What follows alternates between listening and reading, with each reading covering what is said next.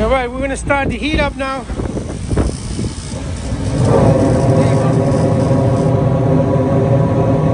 That's how we change the heat exchanger. New heat exchanger is in, and that's it. We're just gonna let it run for a few minutes to burn all the oil, and should be done.